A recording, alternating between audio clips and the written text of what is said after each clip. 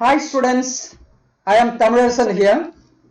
நம்ம இந்த செஷன்ல chapter number 8 dual nature of radiation and matter அந்த சாப்டர்ல நம்ம பார்க்க போற topic laws of photoelectric effect. இந்த சாப்டருடைய மோஸ்ட் இம்பார்ட்டன்ட் क्वेश्चन பார்க்கலாமா?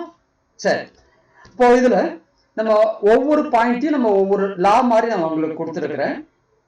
இந்த போட்டோ எலக்ட்ரிக் எஃபெக்டை பத்தி வேரியஸ் சயின்டிஸ்ட் நிறைய எக்ஸ்பெரிமெண்ட் பண்ணாங்க. அவங்களுடைய கன்க்ளூஷன் எல்லாம் சேர்த்து நம்ம laws of photo electric effect அப்படின்னு நம்ம கொடுத்துருக்காங்க. பார்க்கலாமா? இப்போ இந்த இடத்துல நான் ஒவ்வொரு பாயிண்ட்டையும் ஒவ்வொரு லா மாதிரி கொடுத்துருக்கிறேன். நீங்க புக்ல இருக்கிற மாதிரி எழுதினா போதும். இப்போ நமக்கு ஃபர்ஸ்ட் பாயிண்ட் நான் ஃபர்ஸ்ட் லா அப்படின்னு கொடுத்துருக்கேன், கொஞ்சம் மனசுல பதியும் அப்படிங்கிறதுக்காக. பார்க்கலாமா? நம்ம இங்க கொடுத்துருக்கக்கூடிய அனிமேஷன் எல்லாமே நம்ம குவாண்டம் தியரியை பேஸ் பண்ணி தான் நம்ம இங்க அனிமேஷன் நான் பண்ணியிருக்கிறேன். எல்லாமே உங்களுக்கு தெளிவா புரியும். இங்க பாருங்க, ஃபர்ஸ்ட் பாயிண்ட். இப்போ இந்த இடத்துல நமக்கு ஒரு போட்டான் வந்து படும்போது எலக்ட்ரான் எமிட் ஆகும். ஏதோ போட்டோ எலக்ட்ரிக் எமிஷன் அப்படின்னு சொல்றோம். இந்த போட்டானுடைய ஃப்ரீக்வன்சி சஃபிஷியண்டா இருந்துச்சுன்னு சொன்னாக்க இங்க போட்டோ எலக்ட்ரிக் எமிஷன் நடக்கும். சும்மா ஒரு எக்ஸாம்பிள் பார்ப்போமே. இந்த போட்டானுடைய ஃப்ரீக்வன்சி வந்து நியூ, அதனுடைய energy is equal to H new, blanks constant H அப்படிங்கிறது.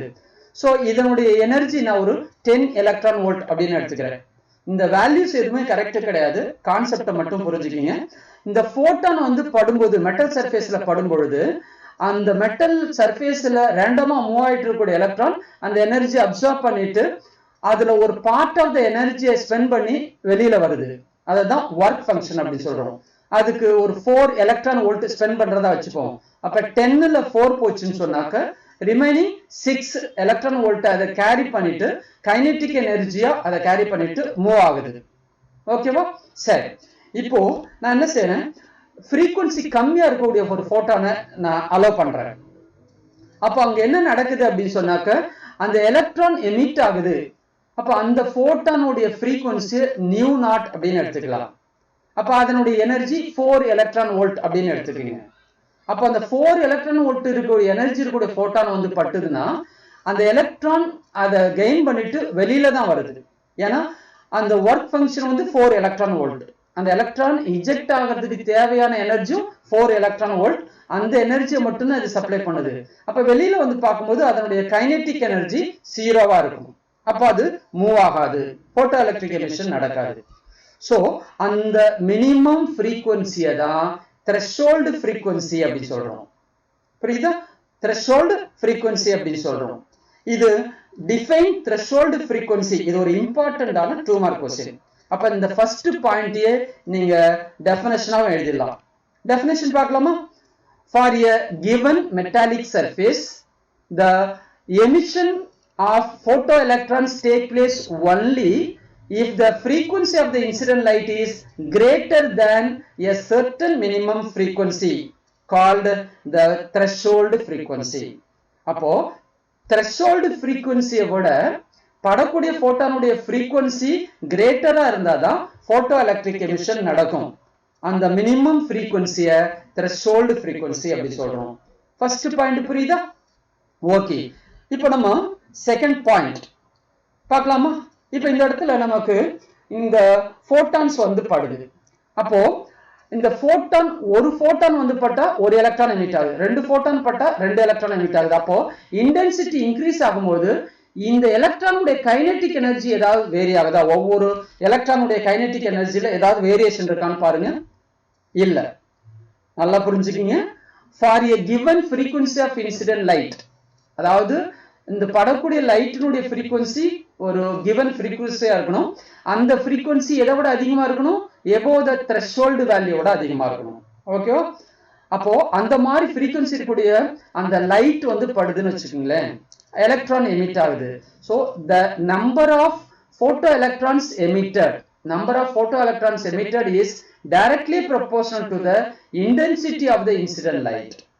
புரிஞ்சுக்க முடியுதா உங்களுக்கு? அப்போ இன்டென்சிட்டி இன்க்ரீஸ் ஆச்சுன்னு சொன்னா எமிட் ஆகக்கூடிய போட்டோ எலக்ட்ரான்ஸ் நம்பரும் இன்க்ரீஸ் ஆகும். அப்போ இந்த செகண்ட் பாயிண்ட் பாருங்க. இந்த இடத்துல number of photoelectrons emitted is directly proportional to intensity of the incident light. புரியுதா உங்களுக்கு? சரி, இப்போ இந்த இடத்துல இந்த செகண்ட் பாயிண்ட்ல செகண்ட் பார்ட் ஒன்று இருக்கு. இது நான் ஃபர்ஸ்ட் இந்த செகண்ட் பாயிண்ட்ல இந்த ஃபர்ஸ்ட் பார்ட்டை நான் எக்ஸ்பிளைன் பண்ணிட்டேன்.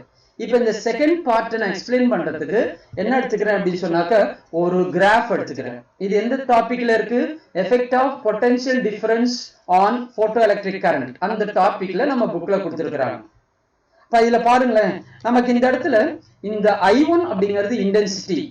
இந்த கிராஃப் லைன் இந்த த்ரோட் த லைன் இன்டென்சிட்டி வந்து கான்ஸ்டன்ட். I2 அப்படிங்கிறது இன்டென்சிட்டி. இந்த லைன் ஃபுல்லா throat the line intensity constant, அதை I2 அப்படி சொல்றோம். இந்த லைன் ஃபுல்லா இன்டென்சிட்டி கான்ஸ்டன்ட், அதை I3 அப்படி சொல்றோம். அப்போ I1 விட I2 கிரேட்டர், I2 விட I3 கிரேட்டர். ஓகேவா? சரி. சோ இந்த இடத்துல இந்த இன்டென்சிட்டிக்கு நம்ம போட்டோ எலக்ட்ரிக் கரண்ட் கண்டுபிடிக்கணும், சேச்சுரேஷன் கரண்ட் கண்டுபிடிக்கணும். இந்த கர்வேச்சர் லைனுடைய பிளாட் போர்ஷன் இருக்கு இல்லையா, அதை அப்படியே எக்ஸ்டெண்ட் பண்ணுங்க பார்க்கலாம். அப்ப இந்த இடத்துல மீட் ஆகுது. இந்த போட்டோ கரண்ட தான் நம்ம என்ன சொல்றோம்? Saturation current for the I1 அப்படின்னு சொல்றோம். அப்ப இந்த கர்வேச்சருக்கு சேச்சுரேஷன், இதுதான் saturation current for the intensity I2. இதுதான் நமக்கு இந்த வேல்யூ தான் நமக்கு saturation current for the I3. அப்போ இன்டென்சிட்டி இன்க்ரீஸ் ஆக போட்டோ எலக்ட்ரிக் கரண்டும் என்னவாகுது? சேச்சுரேஷன் கரண்டும் இன்க்ரீஸ் ஆகுது. புரியுதா? இப்போ பாருங்க பார்க்கலாம். இந்த செகண்ட் பாயிண்ட் உடைய second part, the saturation current is also directly proportional to the intensity of incident light. புரிஞ்சுக்க முடியுதா? Second point. ஓகே, இப்போ நம்ம நெக்ஸ்ட் பார்க்க போறது தேர்ட் பாயிண்ட். அதை நான் தேர்ட் லா அப்படின்னு கொடுத்துருக்கிறேன். இங்க பாருங்களேன். இப்ப இந்த இடத்துல நமக்கு லைட் ஒன்னு பட்டா ஒரு எலக்ட்ரான், ரெண்டு போட்டான் பட்டா ரெண்டு. இங்கே நமக்கு இந்த எலக்ட்ரான் உடைய கைனெட்டிக் எனர்ஜி பாருங்க. இன்டென்சிட்டி இன்க்ரீஸ் ஆகிறதுனால கைனெட்டிக் எனர்ஜி இன்க்ரீஸ் ஆகுதா அப்படின்னு பார்த்தா இல்ல.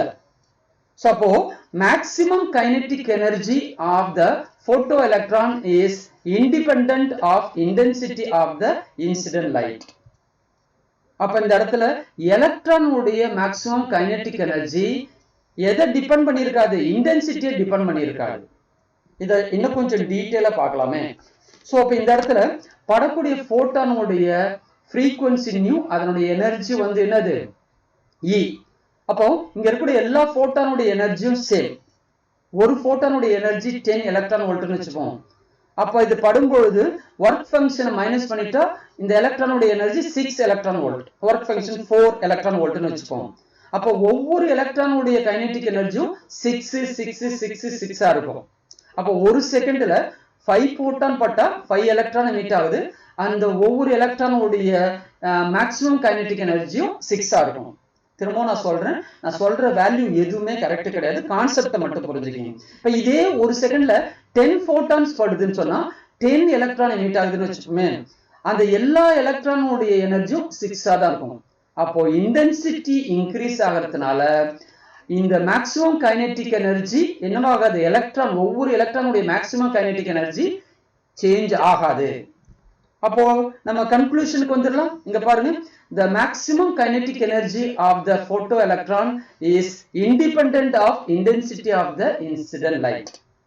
அப்ப இந்த இடத்துல maximum kinetic energy of the electron independent of intensity of the incident light. புரியுதா தேர்ட் பாயிண்ட்? சரி, இப்போ அடுத்தது நமக்கு ஃபோர்த் பாயிண்ட் என்னன்னு பார்க்கலாமா? சரி, இப்ப இதுல இந்த மேக்ஸிமம் கைனெட்டிக் எனர்ஜி எதை டிபெண்ட் பண்ணிருக்கு அப்படின்னு பார்க்க போறோம்.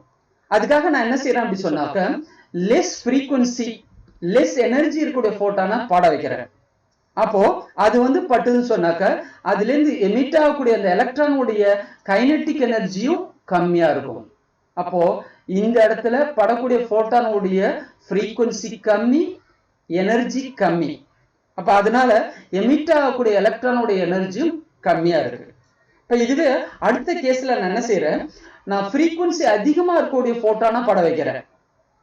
அப்ப பட வைக்கும் பொழுது எமிட் ஆகக்கூடிய அந்த எலக்ட்ரானுடைய எனர்ஜியும் கம்பேரிட்டிவா அதிகமா இருக்கு. புரிஞ்சுக்க முடியுதா? சோ அப்போ இதை இன்னும் கொஞ்சம் தெளிவா பார்க்கலாம். நான் இந்த போட்டானுடைய எனர்ஜியை நான் இந்த வேல்யூ எதுவுமே கரெக்ட் கிடையாது, கான்செப்ட் மட்டும் புரிஞ்சுக்கிங்க. அப்ப இந்த போட்டானுடைய எனர்ஜி வந்து நமக்கு 10 எலக்ட்ரான் வோல்ட் அப்படின்னு வச்சுக்கலாம். frequency nu1 energy e1 10 electron volt அப்படின்னு வச்சுக்கிட்டா அந்த ஒர்க் ஃபங்க்ஷன் 4 அது மைனஸ் பண்ணிட்டா இந்த எலக்ட்ரானுடைய எனர்ஜி 6 எலக்ட்ரான் வோல்ட்டா இருக்கு. இப்ப இந்த போட்டானுடைய எனர்ஜி வந்து 20 எலக்ட்ரான் வோல்ட், அதனுடைய frequency nu2 எனர்ஜி u2 வந்து 20 எலக்ட்ரான் வோல்ட் அப்படின்னு சொன்னா இந்த மெட்டலுடைய ஒர்க் ஃபங்க்ஷன் சேம் தான். அப்ப அதை 4 மைனஸ் பண்ணிட்டா நமக்கு மிச்சம் 16 எலக்ட்ரான் வோல்ட் இருக்கும். அப்போ frequency nu1 ஓட nu2 அதிகம், அதனால எமிட் ஆகக்கூடிய செகண்ட் கேஸ்ல எமிட் ஆகக்கூடிய அந்த எலக்ட்ரானுடைய மேக்ஸிமம் கைனெடிக் எனர்ஜி ஃபர்ஸ்ட் கேஸை விட அதிகமா இருக்கும். புரிஞ்சுக்க முடியுதா? இந்த பாயிண்ட் ஒரு தடவை பாருங்க. the maximum kinetic energy of the photoelectrons from a given metal is directly proportional to the frequency of incident light. புரிஞ்சுக்க முடியுதா? அப்ப இந்த இடத்துல maximum kinetic energy of the electron is directly proportional to frequency of incident light. ஓகேவா? சரி, இப்போ அடுத்தது fifth ரொம்ப ஈஸியான பாயிண்ட் என்ன அப்படின்னு சொன்னா, இந்த லைட் வந்து படுறதுக்கும் எலக்ட்ரான் எமிட் ஆகிறதுக்கும் இடையில டைம் லேக்கே இருக்காது. இன்ஸ்டன்டேனியஸ் ப்ராசஸ், உடனே லைட் பட்ட உடனே எலக்ட்ரான் எமிட் ஆகும். அப்போ there is no time lag between incidence of light and ejection of photoelectron. தெளிவா புரியும் நினைக்கிறேன் இந்த இடத்துல. இது ஒரு இன்ஸ்டன்ட் ப்ராசஸ், இன்ஸ்டன்டேனியஸ் ப்ராசஸ். அந்த லைட் பட்டவுடனே, அந்த லைட் ரேடியேஷன் பட்ட உடனே எலக்ட்ரான் எமிட் ஆகும். புரியுதா? இப்போ நம்ம இந்த 5 பாயிண்ட் பார்த்தோம் இல்லையா, அது அப்படியே கன்சாலிடேட்டா பாருங்க, மனசுல தெளிவா புரியும். ஃபர்ஸ்ட் பாயிண்ட்டுக்கு வந்து த்ரெஷோல்ட் ஃப்ரீக்வன்சி டெஃபினேஷன் எழுதினா போதும். செகண்ட் பாயிண்ட்ல ரெண்டு பார்ட் இருக்கு. Number of photo electron emitted is directly proportional to intensity of the incident light or radiation. ரெண்டாவது part the saturation current is directly proportional to intensity of the incident light. ஓகேவா? Third point என்ன, the maximum kinetic energy of the electron independent of the intensity of the incident light. The maximum kinetic energy of the emitted electron is directly proportional to frequency. Fourth point, அந்த radiation light படுறதுக்கும் electron emit ஆகிறதுக்கும் இடையில no time lakh. புரியுதா? Okay, இது வந்து ஒரு இம்பார்ட்டன்டான ஒரு question. இத பாத்தீங்கன்னா தெளிவா மனசுல பதிய வச்சுக்கலாம். ஓகேவா? சரி, once photoelectric phenomena has been thoroughly examined through various experiment, நிறைய சயின்டிஸ்ட் வந்து எக்ஸ்பெரிமெண்ட் செஞ்சு நம்ம தரவா எக்ஸ்பிளைன் பண்ணியிருக்கிறாங்க. The attempt were made to explain it on the basis of wave theory of light. அதாவது நமக்கு இந்த இடத்துல குவாண்டம் தியரியை வச்சு தான் நம்ம போட்டோ எலக்ட்ரிக் எமிஷனை நம்ம எக்ஸ்பிளைன் பண்ணியிருக்கோம் இதுக்கு முன்னாடி. இப்போ இது வேவ் தியரியை வச்சும் அதை எக்ஸ்பிளைன் பண்றதுக்கு சயின்டிஸ்ட் மெனி அட்டெம்ப்ட் செஞ்சுட்டு இருக்காங்க. ஓகேவா? சரி, இந்த கொஸ்டின் ஒரு இம்பார்ட்டன்டான ஒரு 3 மார்க் கொஸ்டின், தரவா ப்ரிப்பேர் பண்ணிக்கிங்க. ஓகே ஸ்டூடெண்ட்ஸ், பிரைம் பிசிக்ஸ் இது உங்கள் சேனல். இதுல வரக்கூடிய வீடியோஸ் எல்லாம் பாருங்க. அது உங்களுக்கு பிடிச்சிருந்தா லைக் பண்ணுங்க, சப்ஸ்கிரைப் பண்ணுங்க, மறக்காம ஷேர் பண்ணுங்க, பெல் பட்டனை பிரஸ் பண்ணுங்க. Thank you my dear students and my friends.